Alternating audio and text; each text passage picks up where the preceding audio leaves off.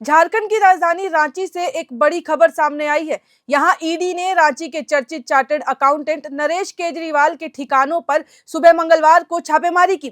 ED ने इस CA के ठिकानों पर पीएमएलए के बदले फॉरेन एक्सचेंज मैनेजमेंट एक्ट यानी कि एफईएमए के तहत जो है ये रेड की है। झारखंड में ईडी द्वारा एफईएमए के तहत की जाने वाली ये पहले छापेमारी है।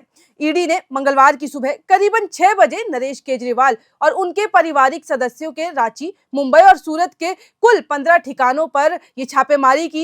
ईडी ने रांची में केजरीवाल के चर्च कॉम्प्लेक्स स्थित कार्यालय सहित आवासीय ठिकानों को छापेमारी के दायरे में शामिल किया था और उसके बाद ये कार्रवाई की गई। आपको बता दें कि फेमा के तहत की गई झारखंड में ईडी की ये पहली छापेमारी थी जो कि नरेश के घर पे की गई थी। ईडी की ये कार्रवाई आयकर विभाग की जांच में मिले तथ्यों के आधार पर की गई, जिसमें ये खुलासा हुआ था कि नरेश केजरीवाल संयुक्त अरब अमीरात यानी कि यूएई, नाइजीरिया और अमेरिका में अज्ञात विदेशी सेल कंपनियों के द्वारा जो था वो गलत घोटाले करता था और उसको जो नियंत्रित करता था। ये कंपनियां वास्तव में भारत से ही संचालित हो रही थी। आयकर विभाग ने सीए नरेश केजरीवाल के घर और कार्यालय समेत अन्य ठिकानों पर जून 2022 में भी छापेमारी की थी, जिसमें 25 लाख रुपए नगद जब्त किए गए थे। इस दौरान नरेश केजरीवाल के ठिकानों से हवाला कारोबार से जुड़े कुछ कागजात भी जो थे वो मिले थे। नरेश केजरीवाल अब कौन है और क्या ईडी जो है ये कार्रवाई कर रही है, इससे पहले भी ऐसा कुछ हुआ है या नहीं, ये भी बताते हैं। तो नरेश केजरीवाल दरअसल दवा घोटाले के मामले में आरोपी रहे। रांची के पूर्व डीसी रहे पूर्व स्वास्थ्य सचिव डॉक्टर प्रदीप कुमार के सीए रह चुके हैं। साल 2019 में जब ईडी ने 1,76,00,000 के मनी लॉन्ड्रिंग मामले में डॉक्टर प्रदीप कुमार के खिलाफ कार्रवाई की थी और मामले में ईडी कोर्ट ने पूर्व स्वास्थ्य सचिव को सजा सुनाई थी, तो उस दौरान नरेश केजरीवाल ने भी कोर्ट में सरेंडर कर दिया था, जिसके बाद केजरीवाल को सर्वोच्च न्यायालय ने इस मामले में गिरफ्तारी से छूट दे दी थी।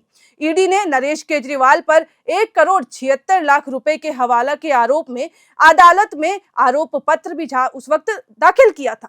अब ईडी द्वारा की गई प्रारंभिक जांच में शुरुआती जांच के दौरान केजरीवाल द्वारा विदेशों में धन निवेश यानी कि मनी लॉन्ड्रिंग किए जाने के सबूत मिले हैं। विदेशों में किए गए निवेश से जुड़े मामलों की जांच के दौरान नियमों का उल्लंघन किए जाने से संबंधित जानकारी सामने आई थी।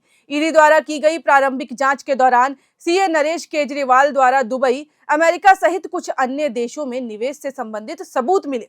इसके आधार पर ईडी ने फेमा के तहत इस सीए और उससे जुड़े लोगों के ठिकानों पर अब छापेमारी की, जहां पे कई जानकारियां जो हैं वो भी ईडी के हाथ लगी। अब आपको ये बताते हैं कि फेमा क्या है जिसके तहत जो है ये कार्रवाई की जा रही है। तो फेमा का मतलब विदेशी मुद्रा प्रबंधन अधिनियम यानी कि फॉरेन एक्सचेंज मैनेजमेंट एक्ट है, जो 1999 में पारित एक भारतीय कानून है। इसका उद्देश्य भारत में विदेशी मुद्रा यानी कि फॉरेन एक्सचेंज के प्रबंधन और विदेशी व्यापार को सुगम बनाना है। ये विदेशी मुद्रा लेन देन को विनियमित करने के लिए एक रूपरेखा प्रदान करता है और पहले के कड़े विदेशी मुद्रा विनियम अधिनियम यानी कि एफईआरए की जगह लेता है। यह अधिनियम भारतीय रिजर्व बैंक को विदेशी मुद्रा के प्रबंधन के लिए प्राथमिक प्राधिकरण बनाता है और उल्लंघन के लिए दंड का प्रावधान भी जो है वो प्रस्तुत करता है। इसी आधार पर मंगलवार को बहुराज्य कार्रवाई जो की गई है, यानी कि अलग अलग राज्यों में ये कार्रवाई की गई। तलाशी के दौरान इलेक्ट्रॉनिक्स उपकरणों, कंप्यूटर डेटा, विदेशी लेन देन के कागजात और वित्तीय रिकॉर्ड की जांच जो है वो की जा रही है और जैसे जैसे इस मामले में और भी जो है अपडेट आते जाएंगे वो हम आपके साथ साझा करते रहेंगे और सारी जानकारी आप तक पहुंचाते रहेंगे। बाकी और ऐसी बड़ी और छोटी खबरों के लिए देखते रहें एयर नाउ।